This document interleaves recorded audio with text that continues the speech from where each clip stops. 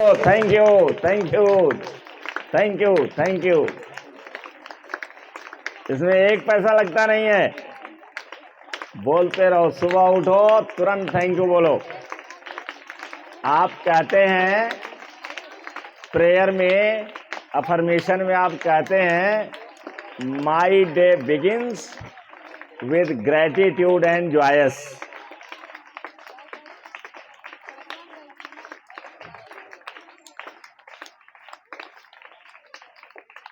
आप अफर्मेशन में कहते हैं, एक लाइन उसमें है कि my day begins with gratitude and joys. तो जब हम दिन की शुरुआत करते हैं उसी समय हमको धन्यवाद देना चाहिए। और धन्यवाद देना चाहिए कि आपको अच्छी सी नींद आ गई। धन्यवाद देना चाहिए अपने बिस्तर को कि रात भर आपकी उसने सेवा किया है। आपको धन्यवाद देना चाहिए इस धरती का कि अगर ये धरती नहीं होती तो आपकी चारपाई नहीं होती, आप ढंग से सोते नहीं है, आप पैदा ही नहीं होते। तो इस तरीके से जो याद आ जाए, जो याद आ जाए उसको ही आप थैंक यू बोलिए। थैंक, ये आदत पड़ जाए बचपन से। और जब बचपन से आदत पड़ेगी तो फिर आप बड़े होंगे तो भी आपकी आदत बनी रहेगी। और ये बड़ा फायदे वाला है। जब आगे चल के बढ़ोगे तो जितने भी सेल्फ डेवलपमेंट की बुक्स हैं या स्पीकर हैं, राइटर हैं, सब ये कहते हैं, उसमें एक शब्द रहता है। अगर मेडिटेशन भी है तो उसमें ग्रेटिट्यूड भी रहता है कि आप लिखिए। लोग डायरी बनाए रखते हैं, उस पर लिखते हैं रोजाना। तो ध्यान से पहले सुनने की आदत डालिए, फिर लिखने की आदत डालिए। ध्यान से सुनेंगे और उसको फॉलो करेंगे तो फिर आप बहुत बड़े आदमी बनेंगे। सुपरमैन की श्रेणी में आप जा सकते हैं, एक्स्ट्राऑर्डिनरी बन सकते हैं। तो आपके पास सुख सुविधा संपन्नता सब रहेगी। तो कल आपको बताए थे, आज लास्ट डे है इसका, जो हम लायन के रूप में चेंज होते हैं। तो लायन की क्वालिटी अपने अंदर रखते हैं। तो जितनी भी क्वालिटी आप पढ़े हैं, कल वाला था, मैंने कहा ये हमें सबसे ज्यादा पसंद आता है। उसमें क्या है कि देखो, दो तीन चीज आप उसमें से पढ़िए। पहली चीज तो ये है कि शेर, लायन के पास इतना नहीं टाइम और टाइम रहता है या एनर्जी इतनी नहीं रहती है कि वो बहुत देर तक दौड़ता रहे। उसे शिकार करना होता है और उसके जो फुल एनर्जी है, मैक्सिमम एनर्जी है, वो 100 से 200 मीटर ही रहती है। तो इसका मतलब है कि जब आप अपना टारगेट बनाएं, ध्यान से सुनो। अंशिका, सुनाई पड़ रहा है? सुनाई पड़ रहा है ना रिया? मैंने क्या बताया कि आपने अपना टारगेट बना लिया है। और हमें बड़ी खुशी है कि हमारे बच्चे, छोटे छोटे बच्चे, ये कहते हैं हम डॉक्टर बनेंगे, और वहीं बगल में दूसरा कहता है मैं टीचर बनूंगा या बनूंगी। छोटे बच्चे, मतलब एक दूसरे की नकल नहीं है वो। दो लड़कियां मेरे पास आती हैं, जब मैं पूछता हूं क्या बनोगी, तो एक बोलेगी कि मैं डॉक्टर बनूंगी, और दूसरे से पूछेंगे तुम क्या बनेगी, तो कहेगी मैं टीचर बनूंगी। तो इसका मतलब नकल नहीं करते हैं, अपने अंदर जो उनको आता है वही बोलते हैं वो। तो जब आपने टारगेट बना लिया, आपने टारगेट बनाया, तो उस टारगेट को आपको अचीव करना है। जैसे शेर जब टारगेट बना लेता है कि हमें इसी का शिकार करना है, तो एक तो वो अगर इधर उधर भटक जाए, इसको करें कि इसको करें, इसको करें, इसको करें, तो वो अपना शिकार पकड़ नहीं सकता है। तो एक टारगेट फिक्स करता है वो टारगेट फिक्स कर लेता है। दूसरी चीज है कि उसके पास जो एनर्जी है उसे पकड़ने की, क्योंकि जिस शिकार को वो पकड़ता वो भी धावक होता है, वो भी धावक है। स्टैमिना हिरन के पास शेर से ज्यादा होती है। शेर 2 घंटे तक दौड़ सकता है, हिरन हिरन जो उसके कई गुना ज्यादा उससे दौड़ सकता है देर तक। उसके पास स्टैमिना होती है, पावर होती है, वो देर तक दौड़ सकता है। अगर वो शेर उसको छोड़ दे तो फिर उसे पकड़ नहीं पाएगा। इसलिए चूंकि इसके पास मैक्सिमम स्पीड 80 पॉइंट समथिंग है, 81% है per hour, 81 kilometre per hour है। तो एक तो उसी अपने एनर्जी लेवल में उसे पकड़ना रहता है, उसी एनर्जी लेवल में। दूसरी चीज है कि 100 से 200 मीटर तक ही उसकी यह चीज बरकरार रहती है, उसकी शक्ति बरकरार रहती है। तो उसे 200 मीटर के अंतर्गत पकड़ लेना है। तो इतना तेज दौड़ता है कि उसकी स्पीड से ज्यादा उसकी स्पीड हो जाती है। जिसको टारगेट बनाए रखता है वो भी दौड़ता है, भागता है, अपनी जान बचाता है। तो शेर क्या करता है कि उसकी स्पीड से ज्यादा स्पीड अपनी बढ़ा देता है, और जब नजदीक पहुंचता है तो उसे जंप करके पकड़ लेता है। यह हुआ लायन का काम। अब आपको क्या सीखना उससे है कि आपकी भी एक टाइम लिमिट होनी है। जैसे जो बच्चे सैनिक स्कूल या नवोदय का फॉर्म भरना चाहते हैं, उसमें जाना चाहते हैं, तो उनके पास लिमिट है। अब जैसे 6 क्लास में जाकर के आप चाहिए कि पुनः हम फॉर्म भर दें तो नहीं भर मिलेगा। वो प्रतिबंध है कि 5 में पढ़ते हैं और 5 वाले ही भरेंगे। और 9th के लिए चाहे सैनिक स्कूल हो या नवोदय का स्कूल हो, वो जो 8 में पढ़ेंगे तो 8 वाले ही भरेंगे। ये नहीं है कि आप 8 पास हो गए, नहीं आ पाए तो आपने सोचा मैं 9th में भर दूंगा। ऐसा नहीं है, उसकी अपनी लिमिट है। जैसे शेर की अपनी लिमिट है, उसी बीच में उसको कैच करना है। उसी स्पीड में, जो मैक्सिमम स्पीड है उसी में कैच कर लेना है।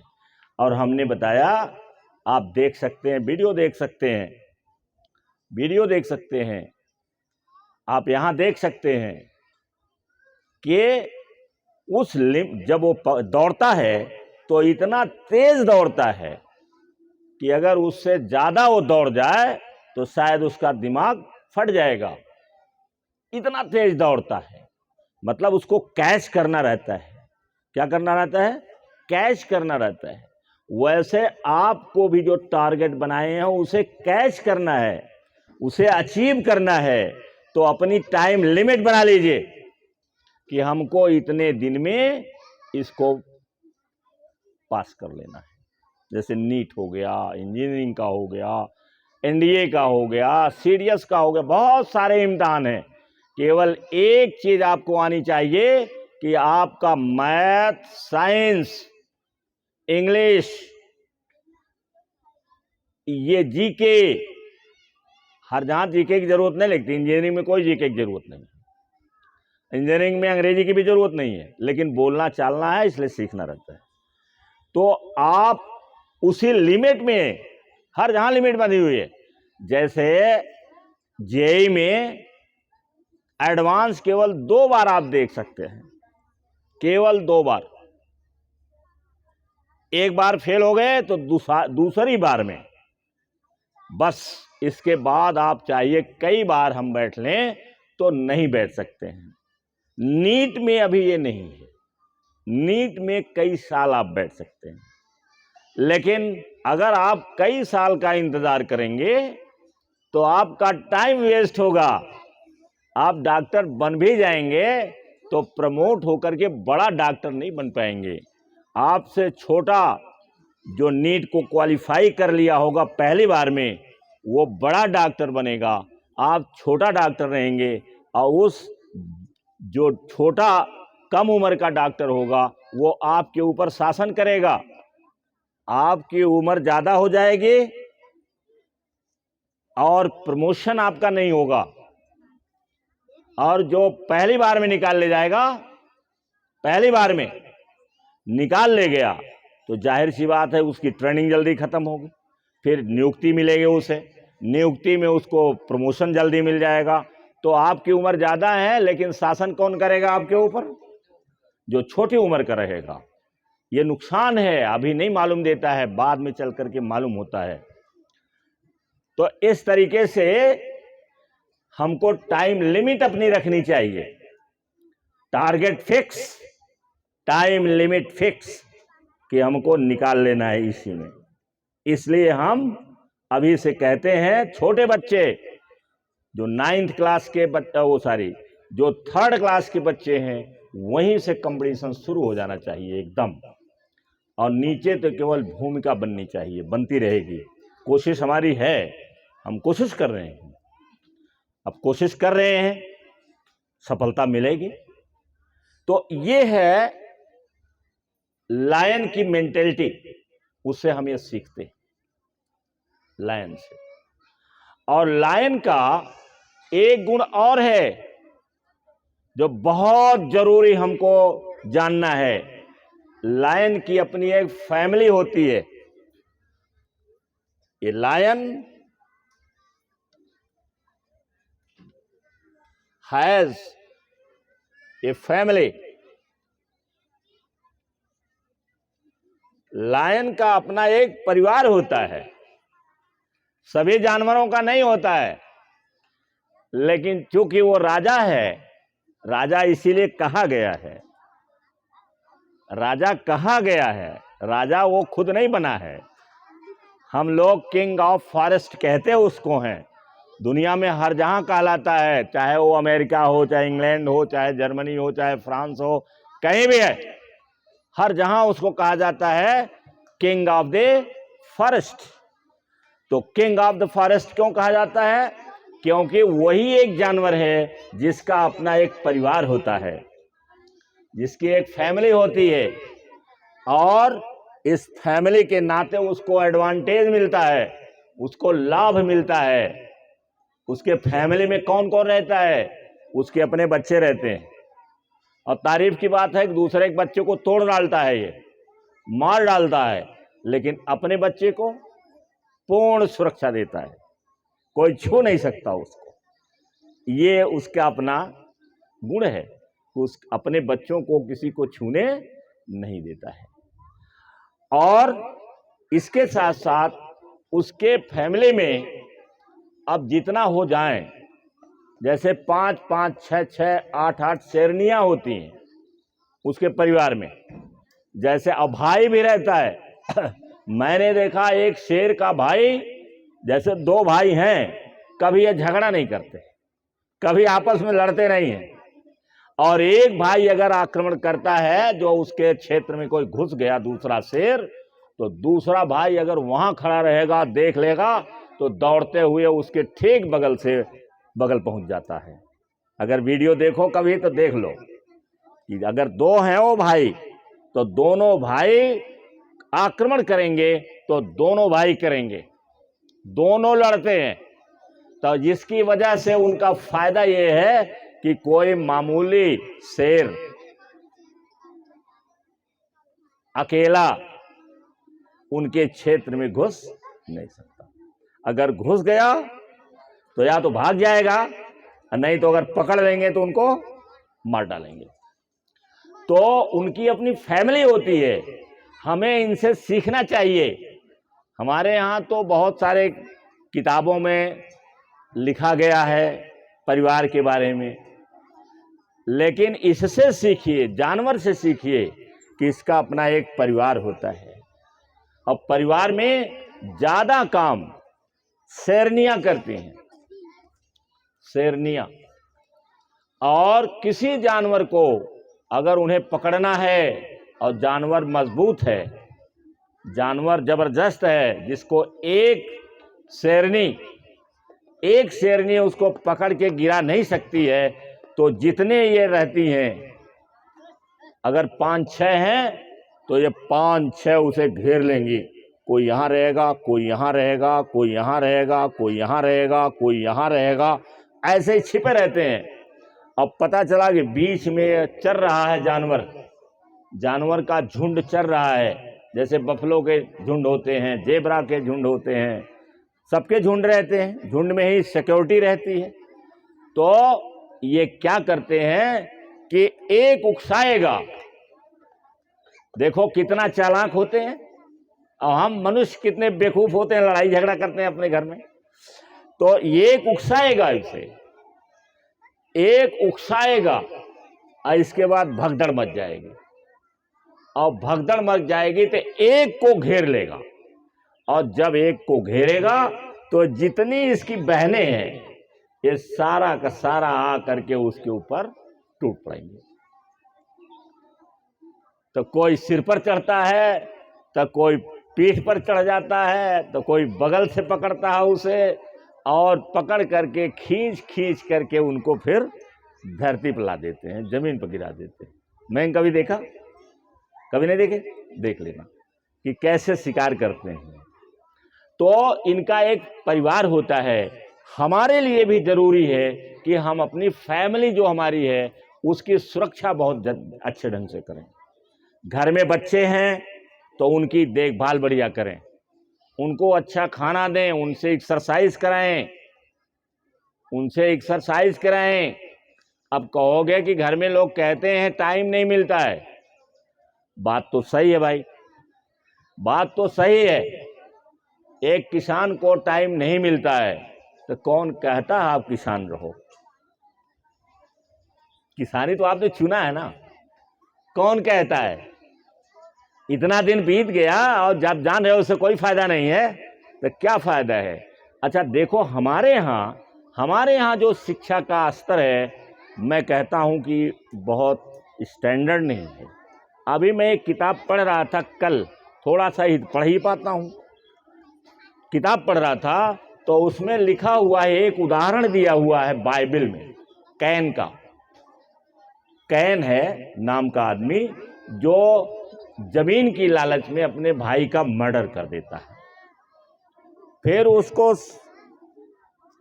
उसको सजा मिलती है, और जब सजा मिलती है तो उसको गॉड ने सजा दिया कि तुम एक जहां नहीं रहोगे, अब तुम घूमोगे, और तुम्हारे जमीन से जो काम करोगे उसमें से कोई फल नहीं निकलेगा, पेड़ लगाओ उसमें से कोई फल नहीं निकलेगा, तुम्हारी सजा यही है, ये सजा है। और धीरे धीरे फिर क्या हुआ कि वह जब पश्चाताप कर लेता है, उसका पनिशमेंट पूरा हो जाता है, तब वह उसको कहा कि तुमने अपने भाई का मर्डर इसलिए किया है धन के लिए, अब लो जितना धन तुम्हें चाहिए, खूब धन ले लो, जो करोगे सब में सब मिलेगा। तो उसमें एक चीज जो मैं तुम्हें बताना चाहता हूं, उसने कहा, उसमें लिखा हुआ है कि आपको धन चाहिए तो ऐसी जगह जाइए जहां पॉपुलेशन ज्यादा है, सिटी में जाइए, शहर में जाइए जहां पॉपुलेशन ज्यादा है, जहां लोग रहते हैं, लोग संपन्न लोग रहते हैं, वहां जाइए। खेती में कोई आपको संपन्नता नहीं मिलने वाली है, खेती में आप संपन्नता नहीं पाएंगे, ये उनके यहाँ लिखा हुआ है। हमारे यहाँ ये सब बातें नहीं लिखी गई। हमारे यहाँ तो कबीर का दोहा, रहीम दास का दोहा और बिहारी लाल के दोहे यही हिंदी में पढ़ाए जाते हैं। जयशंकर प्रसाद की समीक्षा, यही सब पढ़ाई जाती, बहुत अभी निचले स्तर पर है। और उनके यहाँ यह स्पष्ट लिखा हुआ है कि खेती से आप धनी नहीं बन सकते। आपको धनी बनना है तो शहर में जाइए, जहाँ पॉपुलेशन बहुत ज़्यादा है वहाँ अपना बिजनेस करिए, वहाँ काम करिएगा तो आप धनी बन जाएंगे। देखो शहर के लोग धनी हैं कि नहीं है? तुम्हारे यहाँ ये जो उस पर टंगा रहता है बच्चे, अरबपति है, अरबपति। अब छोटे बच्चे क्या जाने अरबपति क्या होता है और शून्यपति कौन होता है? आप लोग क्या जानो? अरबपति का मतलब लाखों से ज्यादा उसके पास संपत्ति। और जो खाने वाले हैं ये कौन खाता है इसको? कोई बड़ा आदमी खाता देखा है? कोई कॉलेज का, यूनिवर्सिटी को वाइस चांसलर को खाते हुए देखा? किसी बड़े आदमी को जो वेल एजुकेटेड है वो खाता है? मानसी तुम्हारे पिताजी खाते हैं? नहीं खाते हैं। खाता कौन है?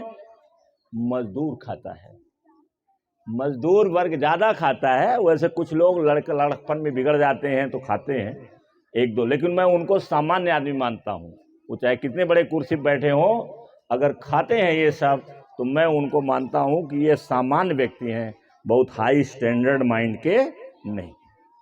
तो गरीब खाता है, गरीब उसे खाता है। 15-15, 20-20 गुटखे का पाउच लेते हैं, दिन भर खाते हैं, मुंह भर के खाते हैं, मुंह से बाहर निकलता है, देखने में खराब लगता है। ये गरीब हैं। और जो इसको बेचता है वो कौन है? अरबपति है। अरबपति है। उसके नोएडा में, दिल्ली में करोड़ों रुपए के मकान बने हुए हैं। तो धन कहां से आएगा? धन आएगा सिटी में से। अब उनसे कहो कि आ करके यहां पर कंपनी लगाएं अपनी, तो यहां कंपनी लगाएंगे? वो नहीं लगाएंगे। मैकडोनल्ड की जो मैकडोनल्ड है, मैकडोनल्ड रेस्टोरेंट, वो लखनऊ के नीचे यहां कहीं होगा ही नहीं। मुझे नहीं लगता फैजाबाद में होगा मैकडोनल्ड। वो स्टैंडर्ड शहर में उनके अपने बिजनेस रहते हैं। तो ये उनके यहां पहले से लिखा हुआ है। अंग्रेजों ने क्यों तरक्की कर लिया, यहूदियों ने क्यों तरक्की कर लिया? क्योंकि उनकी किताबों में ये सब लिखा हुआ है। इनकी किताब में ये सब लिखा हुआ है। उनके घर में एक बच्चा जानता है कि अगर आपको बड़ा आदमी बनना है, लखपति करोड़पति बनना है, पैसे वाला बनना है, तो सिटी से शुरू करो। कहां से? पहले एजुकेशन लो, खूब एजुकेशन लो, किताबें पढ़ो, अच्छे स्कूल में पढ़ो, अच्छा टीचर से पढ़ो, और इसके बाद बिजनेस शुरू करो या जॉब कोई शुरू करो तो वहाँ से शुरू करो जहाँ पॉपुलेशन होती है, जहाँ धनी लोग रहते हैं। समझ रहे हो ना? तो हमारा जो मतलब ये है कि हम अपने परिवार को मजबूत बनाएं, अपने बच्चों को अच्छा खाना दें, उनको ट्रेनिंग दें, उनको एक्सरसाइज कराएं, और एक्सरसाइज कराएं और पढ़ने की आदत डलवाएं।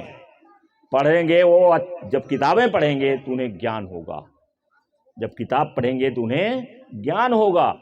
किताब पढ़वाएं, उनको वेल ट्रेंड करें, और वेल ट्रेंड जब हो जाएंगे तो धन दौलत कमाने के लिए वह कहीं भी जा सकते हैं, कहीं कुछ भी कर सकते हैं, बड़े पदों पर पहुंच जाएंगे, बड़ा बिजनेस करेंगे, तब जाके धनी बन जाएंगे। और जब धनी बन जाएंगे तो उसके साथ दूसरा काम करना है। अगर आप सुखी रहना चाहते हैं तो अपने धन का कुछ भाग उन लोगों को दीजिए जो लोग धनी नहीं, जो लोग किसी कारण से धनी नहीं हैं, कमजोर हैं, उनकी आप मदद कीजिए। उनकी जब मदद करोगे तो आपकी मदद यह प्रकृति करेगी, ये यूनिवर्स करेगा, अपने आप आपकी मदद होती रहेगी। तो बहुत सारी चीजें पढ़ने की है। तो हमको शेर से सीखना है कि हम अपनी फैमिली रखें, और फैमिली काफी मजबूत रहनी चाहिए। फैमिली में हर सदस्य वेल एजुकेटेड, अच्छी तरीके से पढ़ा लिखा और ट्रेंड होना चाहिए। Thank you very much.